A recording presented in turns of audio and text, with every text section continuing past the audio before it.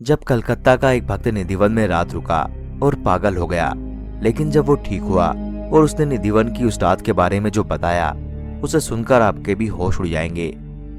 नमस्कार दोस्तों, एक बार फिर से स्वागत है आपका हमारे YouTube चैनल रहस्य दुनिया पर। दोस्तों, आज हम आपको निधिवन में घटी एक और सच्ची घटना के बारे में बताने जा रहे हैं। तो अगर वीडियो पसंद आए तो इसे लाइक और शेयर जरूर करें और एक बार सच्चे मन से कमेंट बॉक्स में जरूर लिखें, श्री बाके बिहारी लाल की जय।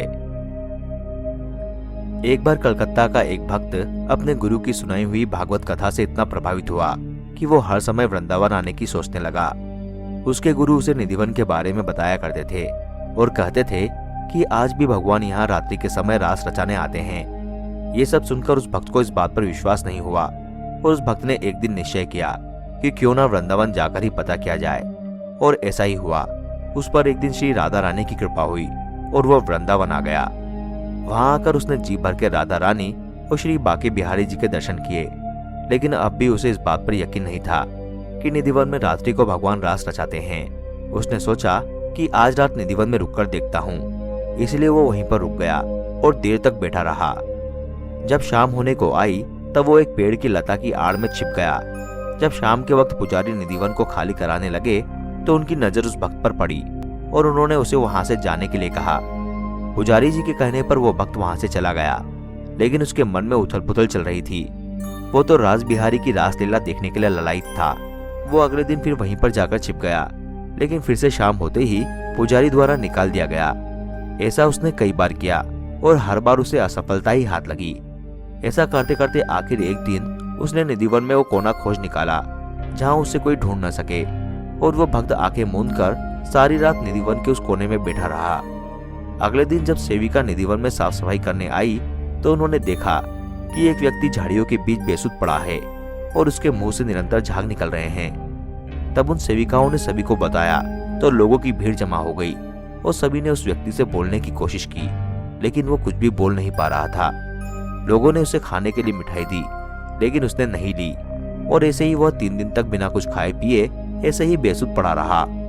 5 दिन बाद जब उनके गुरु, जो कि गोवर्धन में रहते थे, उनको बताया गया, तब उनके गुरुजी वहां पहुंचे और उसे गोवर्धन अपने साथ आश्रम ले गए। आश्रम में भी वो ऐसे ही रहा, और एक दिन सुबह सुबह उस व्यक्ति ने अपने गुरुजी की ओर इशारा करके लिखने के लिए कलम और कागज मांगा। गुरुजी ने ऐसा ही किया और उसे कलम और कागज देकर स्नान करने चले गए।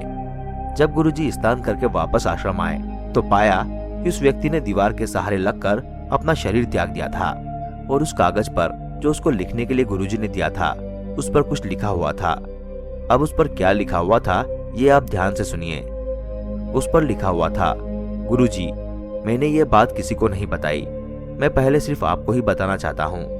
आप कहते थे ना कि निधिवन में आज भी भगवान रास रचाने आते हैं, और मैं आपकी कही गई बातों पर यकीन नहीं करता था, लेकिन जब मैं निधिवन में रात रुका तब मैंने साक्षात श्री कृष्ण को राधा रानी और गोपियों के साथ रास रचाते हुए दर्शन किए।